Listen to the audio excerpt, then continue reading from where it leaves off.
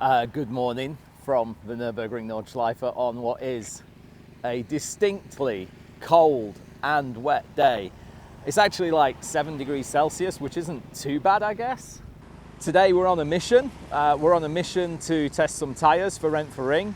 Regular viewers will have noticed that on the last video I did something at time attack and did it faster than everybody else, so that's nice, got a nice trophy.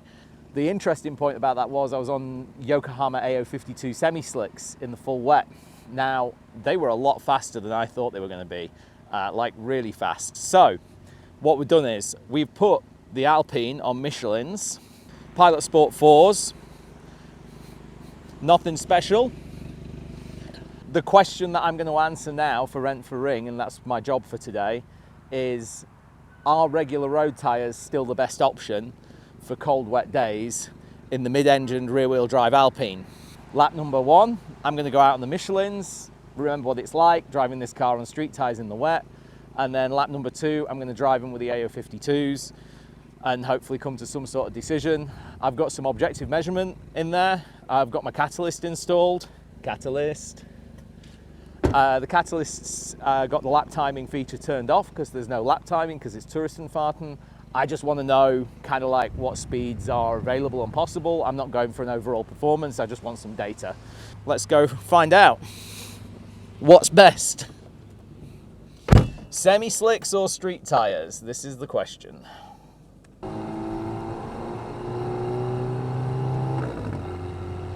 So I'm running standard pressures. I'm running the car in track mode, which is a long press of the sport button. It's totally cold. Oil temperature's still not on the charts.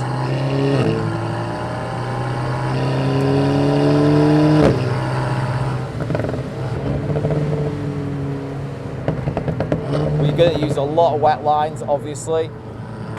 The only downside to the wet lines today is that actually the offside, the unused sections of the track are very, very, very dirty and covered in leaves. But this is just the installation lap. Oh, that was a lot of ABS interference there. I was not expecting that.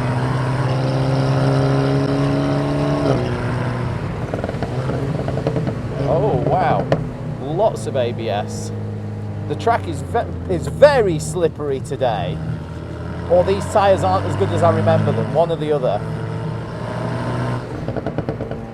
That is surprisingly slippery.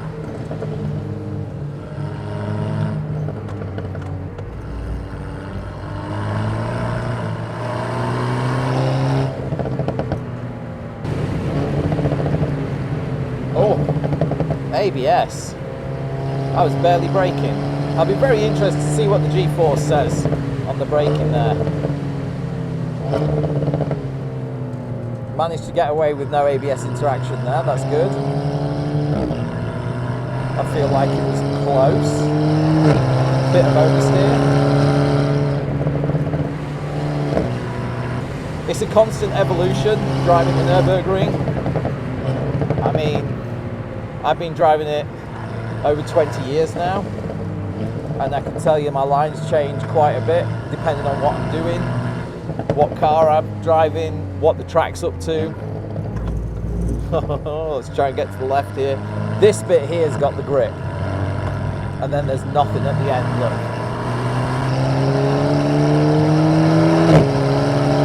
So when you got a corner that's like a left and a right, you're going to have to cross the racing line. This is, oh my god, full ABS. Round the outside here, cross the racing line in the middle, neutral, and then pick it up on the left where it will actually turn. Braking super early, oh my god. I don't know how much G-force that is, it's nothing. Nothing. So slippy today.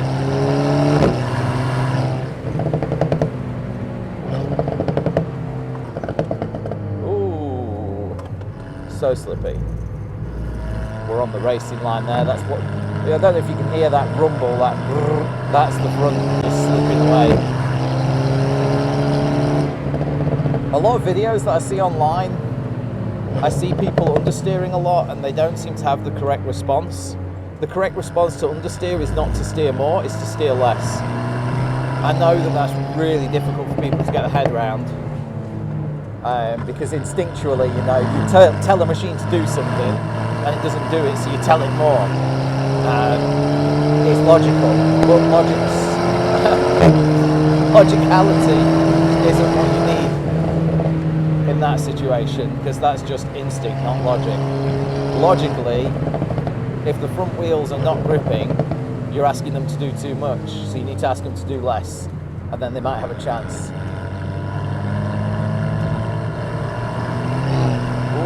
Oh, the wheel spin is real.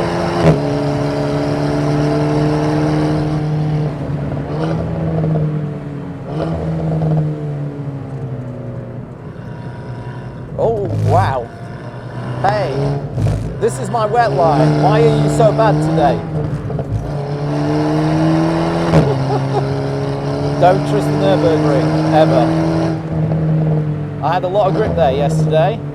Today I've got nothing.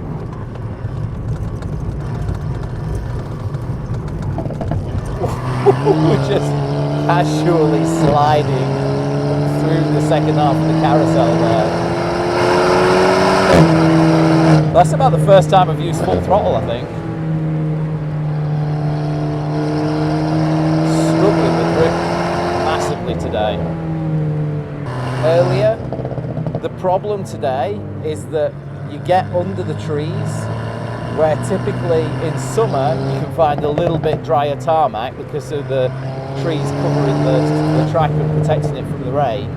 But in this time of year, you get under the trees, you've got a lot of leaf litter and debris.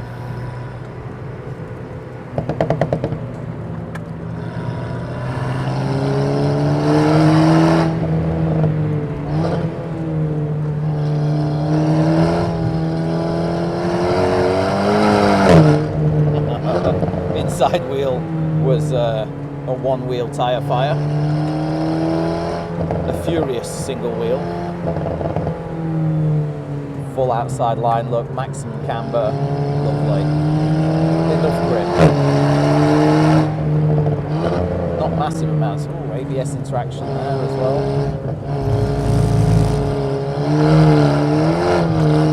Come on.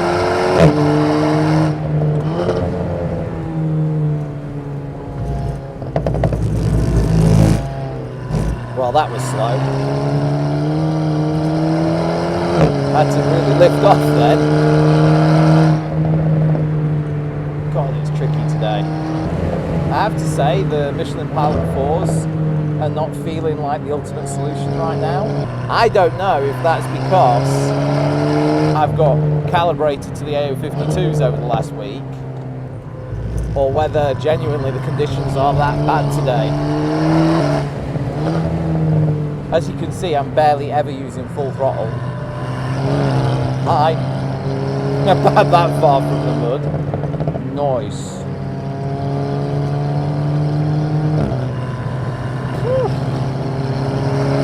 I'm not sure we're getting any heat from these tyres at all.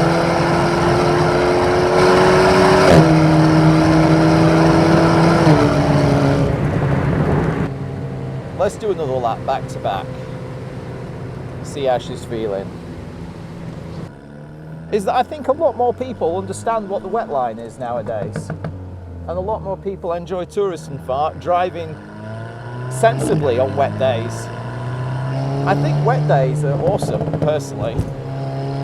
Oh, man, those TTXs, we just went straight over. Assessment. The Michelin Pilot 4s did not feel as awesome as I expected them to. I do not know at the moment whether that is because the conditions are terrible or because I've been spoilt by the AO-52s. So next we're going to put Yokohama AO-52 semislicks on the car. It's raining, there is a bit of standing water, but we'll find out if they're any better than street tyres on a wet track. I kind of have a feeling they will be. I don't know. Oakley dokley, we are now back with the Yokohama AO-52s. We're on the aftermarket rims. They are wider. They are a little bit more stancy. Look at the fitment. Look at the fitment. It's very nice. It's very nice. These are the Pro Track rims. So yeah, we'll give this a go. Thank you, Dinand. You're welcome. Yeah, I do feel like the Yokohamas were very fast on the Grand Prix track, but whether that will translate to the Nordschleife or not, I just don't know. Only one way to find out. All right, gonna be interesting. Obviously, I don't get to see any lap times. The lap timer function is not on display. Oh, wow, no wheel spin. That's a strong start for the AO-52s. That's a remarkably strong start. These are really cold as well. I mean, like, I've just driven from Renfering's workshop, which is just a few hundred meters away. Oh my God, there's so much more grip. What? Are you kidding me? This is from cold. Am I going to go full throttle? Oh my God, I'm full throttle. Okay, this is not what I was expecting. We'll just put the display so we can see a little bit of gas pedal interaction. I went pretty deep on the throttle though, and it did reward me with a slight step. There's a bit of ABS interaction, same place as the Michelins, but the speeds feel much higher.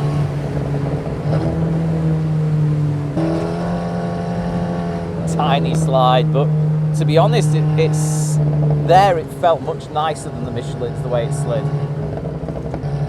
Bit of understeer. We'll let the car go wide again, nice and early. Actually, I don't mind going full throttle at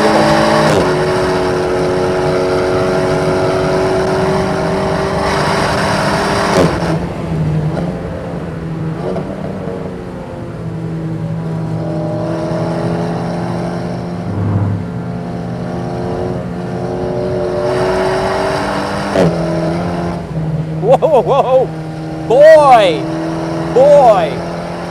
fucking Dale, calm down.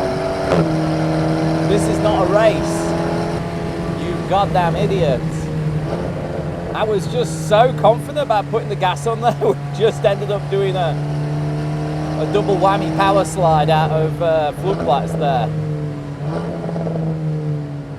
There's tyre testing and then there's guardrail testing. I think that we want to do the first one, not the second one.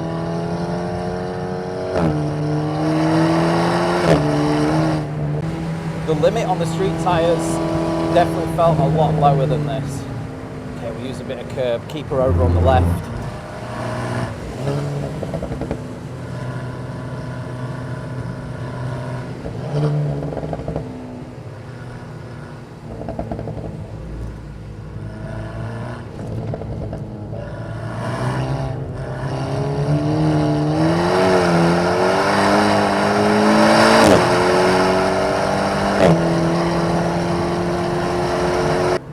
Now the limit is higher, which means the racing driver instincts in me are pushing the car much, much harder. And now we're going a bit harder, we're getting some bigger reactions, some more dramatic things are happening. There's a lot to be said for being on slower tyres. That's the weird driver training that definitely isn't happening here at the Nürburgring, and it's definitely not with people who definitely look like the federal police. It's just two random civilian cars driving around the Nürburgring. But probably don't bump into them, okay? And they use different cars nearly every trip, by the way, so you can't even guess. You got to feel it out. Those two have been together now for 2 laps. They're in very nondescript cars. Anyway, I digress. We're here to talk about tyres, not about federal police doing advanced driver training weekends at the Nürburgring. A little bit of wheel spin, but now we're full throttle again. I'm very comfortable hitting full throttle in this car on these tyres. I was less confident about that in the Michelins. I was constantly getting a bit of wheel spin. Braking is improved objectively, getting less ABS interaction. Ah, this is nasty. Just put me right on the racing line, look.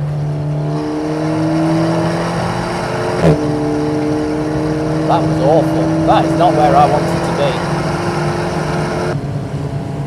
A lot of people, they'll give you the inside line in the wet, and I actually don't want it. It's kind of a poison chalice, and I don't want to drink from it.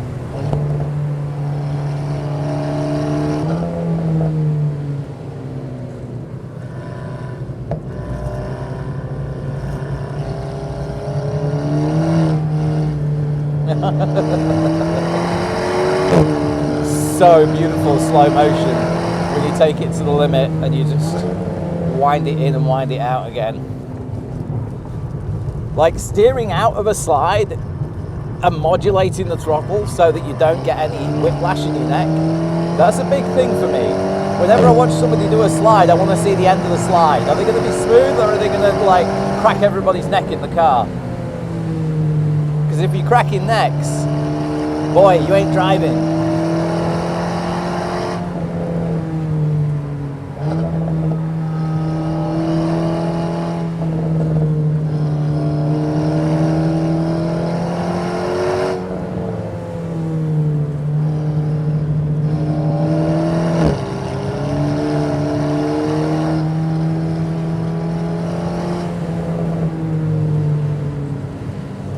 Outside line, over to the 155, we'll go around the outside again, cut in for the late apex here, around the outside. Job's a good one. Job's a good one.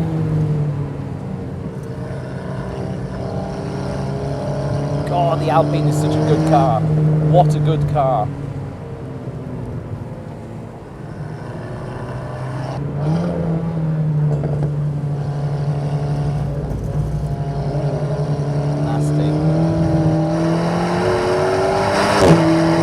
Once again though, managed to achieve full throttle.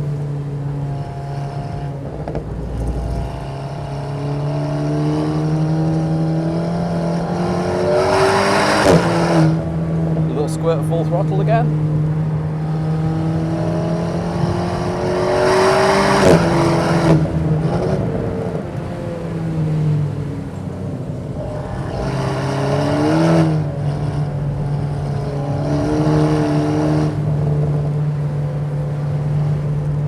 So slippy. The track is in bad condition, that's clear. There are good wet days and there are bad wet days. This is a quote unquote bad wet day. But even when I say bad, I mean I love it.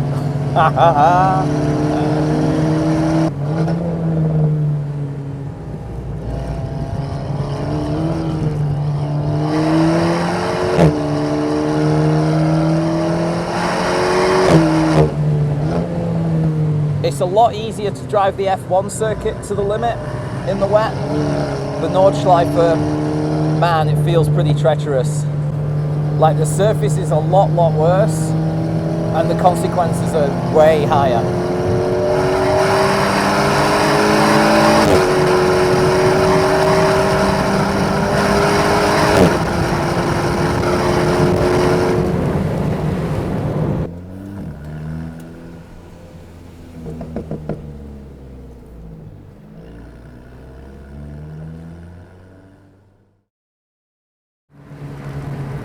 Objectively, that's what we've got this for. Subjectively, I can tell you the Yokos felt so much better, more confident, more grippy. The Yokos were more confident on the throttle. The Yokos were better on the brakes. Laterally, I think the Yokos were a bit better. But they weren't like magic tyres.